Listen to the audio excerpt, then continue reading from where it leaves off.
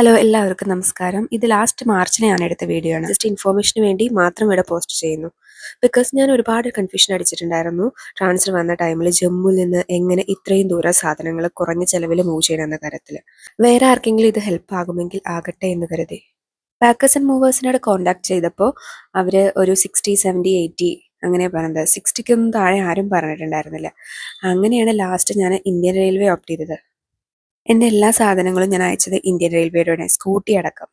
നമുക്ക് സ്കൂട്ടിയുടെ കാര്യം പറയാം. ഒരു സ്കൂട്ടി അയക്കാൻ വേണ്ടി എനിക്ക് ആകെ ചിലവായത് 2,993 രൂപ മാത്രമാണ്, ജമ്മുവിൽ നിന്നും ചെന്നൈ വരയ്ക്ക്. ഏകദേശം 3000-നടുത്ത് കിലോമീറ്റർ ഉണ്ട് തോന്നുന്നു. അതിൽ നമുക്ക് വേണ്ടത് RC, insurance, Aadhaar card. First copy നമ്മൾ പാഴ്സൽ കയറ്റുന്ന സമയത്ത് അവർക്ക് കൊടുക്കാനും, രണ്ടാമത്തെ കോപ്പി എടുക്കുന്ന സമയത്ത് റിസീവ് ചെയ്യുന്ന സമയത്ത് അവിടെ കൊടുക്കാനാണ്. പെട്രോൾ ടാങ്ക് കംപ്ലീറ്റ് എംപ്റ്റി ചെയ്ത് നന്നായി പാക്ക് ചെയ്ത് ലേബൽ ചെയ്യണം. പേര്, എവിടെ നിന്ന് എവിടെ വരെ എന്നൊക്കെ. ട്രെയിൻ എടുക്കുന്നതിൻ്റെ ഏകദേശം 6 മണിക്കൂർ മുന്നായി റെഡിയാക്കി വെക്കണം.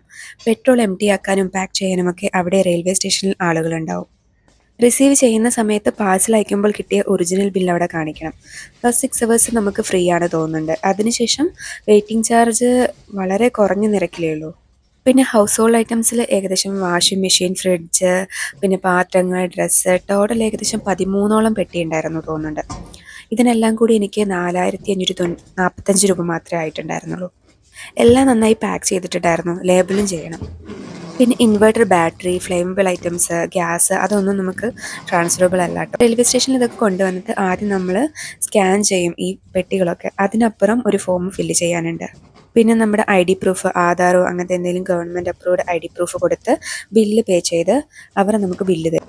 ആ ബില്ല് നമ്മൾ എടുത്തു വെക്കണം. ആ ബില്ലാണ് നമ്മൾ റിസീവ് ചെയ്യേണ്ട സമയത്ത് നമുക്ക് കാണിച്ചു കൊടുക്കേണ്ടത്. അതിൻ്റെ കോപ്പി ഒന്നും പറ്റില്ല, ഒറിജിനൽ തന്നെ നമ്മൾ അവിടെ കൊടുക്കണം. എന്നാൽ മാത്രമേ നമുക്ക് സാധനങ്ങൾ അവർ റിസീവ് ചെയ്യുന്ന സമയത്ത് തരുള്ളൂ. ബില്ല് മാത്രമല്ല, അതിൻ്റെ കൂടെ നമ്മൾ കൊടുത്ത ID പ്രൂഫും നമ്മൾ റിസീവ് ചെയ്യുന്ന സമയത്ത് കൊടുക്കണം. എൻ്റെ ട്രെയിന് 18 പുലർച്ചെയായിരുന്നു. ഞാൻ 17 ഉച്ചയ്ക്കാണ് സാധനങ്ങൾ കയറ്റിയത്. 20 രാവിലെ അത് റിസീവ് ചെയ്യുകയും ചെയ്തു. പിന്നെ പേഴ്സണൽ ഒപ്പീനിയനാണ്, റിസീവ് ചെയ്യുന്ന സമയത്തും അതുപോലെ കയറ്റി അയക്കുന്ന ടൈമിലും നമ്മൾ ആരെങ്കിലും ഉണ്ടെങ്കിൽ അവിടെ നിന്ന് കഴിഞ്ഞാൽ നമ്മുടെ സാധനങ്ങളൊക്കെ സേഫായിട്ട് നമുക്ക് കയറ്റും ഇറക്കുകയൊക്കെ ചെയ്യാം. അവിടെ നമുക്ക് ആരെങ്കിലും അറിയെങ്കിൽ അവരുടെ അടുത്ത് പറയാം, അല്ലെങ്കിൽ പോർട്ടേഴ്സിനെ ഏൽപ്പിച്ചാൽ മതി. പോർട്ടേഴ്സിന് കുറച്ച് എമൗണ്ട് കൊടുത്ത് എക്സ്ട്രാ എമൗണ്ട് കൊടുക്കേണ്ടി വരുമെന്ന് മാത്രം.